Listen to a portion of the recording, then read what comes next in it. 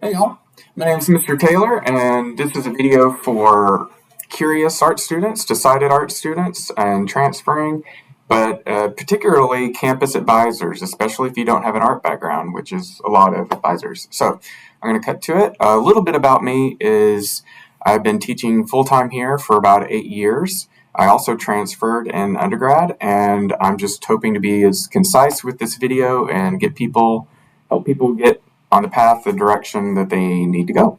So let's see. Okay, so why take an art course, right? These are all good questions, especially if you've never taken one. Constructive criticism, right? There's not many disciplines that help better teach you to take criticism from others and not take it so personally, right? So you could be interacting with your boss or your family or your friends or your loved ones, and you can say thank you, right? And not get like this emotional knee-jerk decision. These are helpful life skills, and no matter what field you end up going into. You learn to be creative, right? These are also skills that are important in any field you end up going into, even if you do end up going into the arts, right? You learn self-discipline, learn how to be self-directed, right? Not everyone's path, even if you choose a safe path, is going to be a straight path, right? So you have to learn how to be, how to adapt, how to be versatile, and be self-directed, right? And making these decisions on your own instead of them having to everything be laid out in front of you, right? All right, so those are a few great reasons to take an art course, whether or not you decide to stick with it or not, right? So, all right, so why go into an arts course if it's not a straight path or guaranteed riches, right? And so, all right, so maybe a few reasons is maybe you're not a 9 to 5 person, right? Maybe you feel that the art community are your people, right? Which I definitely do. I do a studio visit assignment, which is kind of an introductory way for people to be proactive and meet with professionals in whatever area that you're going into, so that over time, let's say you set up a visit over coffee or in someone's studio or over Zoom chat regionally or nationally once a week. Well, after 2 years, you've met a lot of people, a lot of professionals in the field. Have a much better idea of exactly what to do, and you have those professional contacts that are so important to get your foot in the door in a lot of places that you might not, that other people and students might not have. So that's a favorite assignment of mine that people could take advantage of, that would help anyone out, right? All right, so another thing that stuck with me once that I heard that, if you can fail at the safe thing to do, right, then you might as well give the thing that you love a shot, right? And now is the best time to do it. And at a community college like this, at Lone Star Community College, it's an extremely good deal. And so now's a great chance to find your way through experience. That's usually the best way to figure out what you really love to do. Something you might have your sets, or your parents might have your future set out for you, but then you end up doing it and you hate it. And you hate your life and everything. And I've had friends that have done that, and then they have to switch later. So better sooner than later. Give something a shot, right? That's a part of what university is. I am might be the only person I know that knew exactly what I wanted to do coming out of high school, but I still ended up having to transfer in undergrad for other reasons. So, we're all figuring things out, right? It's part of school. Okay, so what else? All right, so when people think about the arts, they tend to just think about, oh, well, you're going to be a painter or a teacher, and those are your only options. And the art world has hundreds of fields in it that people don't even realize exist. So just to give you a few examples, just a few from the fine arts, studio arts fields, there's working in museums, galleries, art and community centers. Of course, there's teaching. There's art movers. I have a friend who's an art mover. He's making $70K a year moving around art. helping to install it, things like that, or helping to ship it. Those are positions that could be a lot of fun that you enjoy, but make pretty good money, but you don't even know exist, right? Research fields. There's art history and humanities fields such as archaeology, grants, residencies, curation, conservation, restoration. There's design fields, of course. So there's advertising, software tools, broad integration within commercial and industrial companies, industrial designers, store planners, graphic designer, art director, interior designer, user experience designers. These are kind of like exploding fields. Entertainment fields, visual effects, gaming, movies, animation, TV, concept design, video editor. Most of these careers are 56 to 98K a year plus. So it's not like, it's this, this is a multi-billion-dollar industry that's just growing, that's global. This isn't,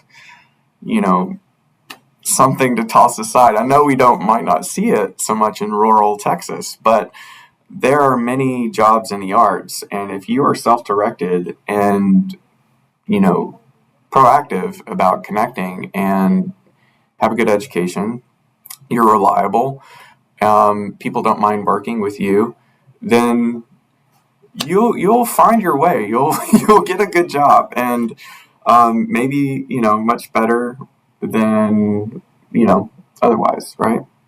So, all right. So, what are types of art students? I would say in our department we get unsure but curious about the art students. Maybe they're just fulfilling a core credit at first, and that's a part of being a student and finding your way, right?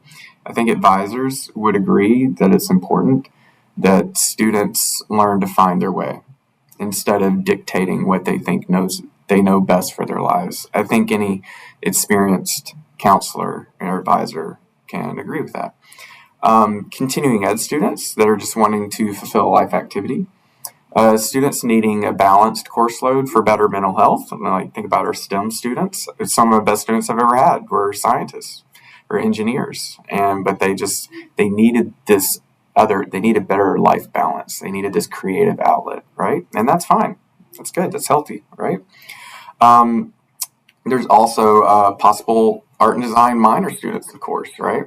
And then there's decided art and design major students. And, we get the whole bag, and that's totally fine. I'm going to go over the degree paths here in a second. Our department, Lone Star Montgomery, is a medium-sized accredited foundations department.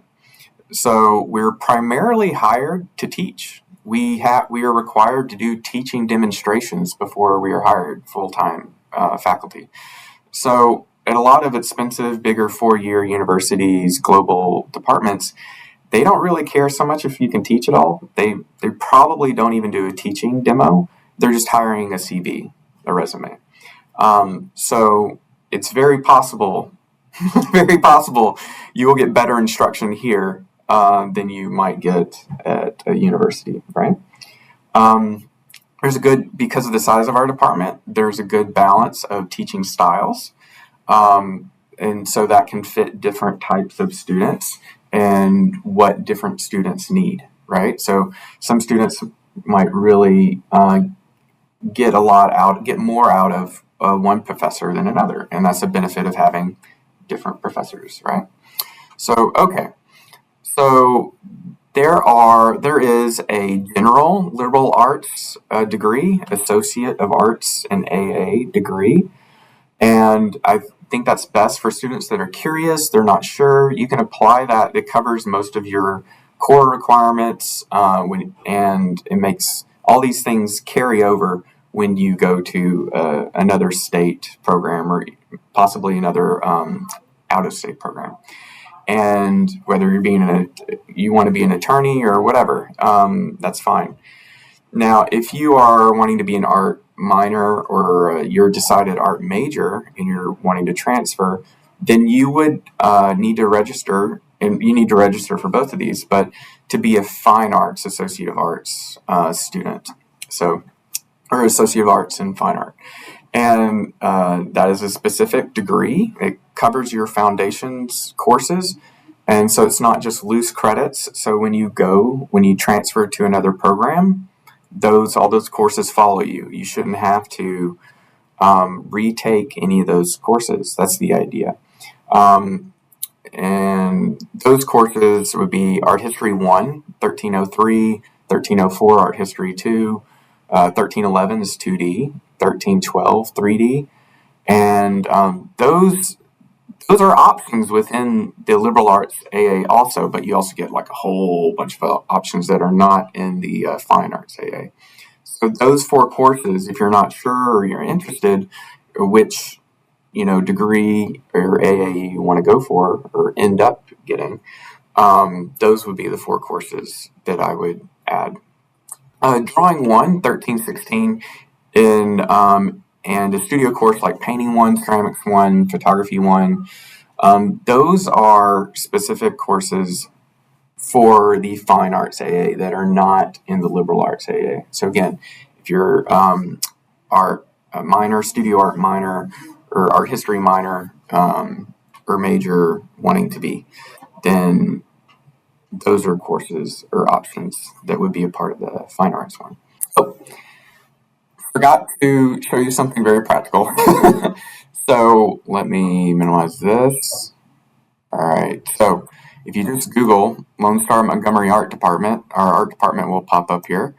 And we are updating this, of course, but we have some menu links on the side, contact info, and this will be closer to the top, but we have our Associate of Arts pathway program that lists out like a sample of each semester that courses that you would take to fulfill this program. And if you're not so sure, kind of testing the water, then there is the Associate of Arts, just a general Associate of Arts pathway that gives you, many more options. So I think they also call it, yeah. So there's these other AAs also, but yeah, just wanted, these are just programs of study, but wanted to show you that before transferring to a 4-year art or design program. So most art and design programs will have a department professor advisor to help assess if a transfer student's work qualifies to count for a credit, like Drawing 1, 2D, Painting 1, Photography 1, Ceramics 1, etc. So through a portfolio review, whether it's informal or formal. So you put together a portfolio, you meet with your professors. That's part of what office hours are for, after all. So that when you arrive, or even if you meet beforehand, they can look over your work and say that, oh, okay, your drawing fundamentals are very strong. You've already taken Drawing 1. Yes, this counts for Drawing 1. You can go and take Drawing 2. You don't have to retake Drawing 1 or 2D or Painting 1 or whatever. But some schools, that is the reasonable thing that most departments do and should do. There are some schools that say something to the effect, for recruitment, for-profit schools, or there's a nearby university that also might say something to the effect of, oh, we'll take all your credits, right? But then after you enroll and you start, then what they really meant was that they'll take your credits as all electives. And then you're still required to take your Drawing 1, 2D all over again. So you have to spend more money and time. So to be fair, for different reasons, maybe a student should retake a class, right? Maybe they didn't do so well in Drawing 1, or maybe, and they should retake it, right? There's lots of reasons, good reasons, why a student would need to retake a class. But it's a blanket policy to say that all students are required or mandated to retake these classes, even if you have an Associates of Arts degree. It's not the norm, and I don't agree with it. So, for example, many students in the area are interested in Sam Houston State University. It's a good schools, good departments, but even with an AA and fine arts degree, all transfer students are required to go through their Foundations WASH program, which includes courses like 2D and 3D, among others. So, like any program, always talk with your area professors, transfer department advisor, not campus. Go and talk to their department advisor, right? They're going to know best out of anyone else. Campus advisors at the school that you're going to will kind of be guessing, probably. So, and talk to former students, right? In just like any area, there are strong programs and weaker programs within prominent universities and colleges. So the best thing to do is talk to former students, several, and take a tour. So U of H is a good program, good university in the area. I advise all students, particularly younger students, to leave the nest, right? At some point, it's healthy developmentally, mentally, leave the nest. Even if it's only a couple hours away, go to Houston, go to UNT in Denton. That's another good program. If you're mostly interested in entertainment programs, Texas A&M has a good entertainment program. So Studio Art, UNT, U of H, entertainment, Texas A&M. So, and then of course there's out-of-state programs, which I could talk about. But those are the three that stand out within Texas. Okay. So, all right. So in either case, the Associate of Art degrees are not only meant to streamline credits with other four-year departments, but also show evidence of a completed program instead of just various loose credits. That'll help you on the other end when you transfer. So to keep this video as short as possible, I think that's enough for now. But as always, if you have any questions, feel free to reach out to me or any of the other art faculty in the office suite of Building A200. And I'll see you later. Thanks for your time.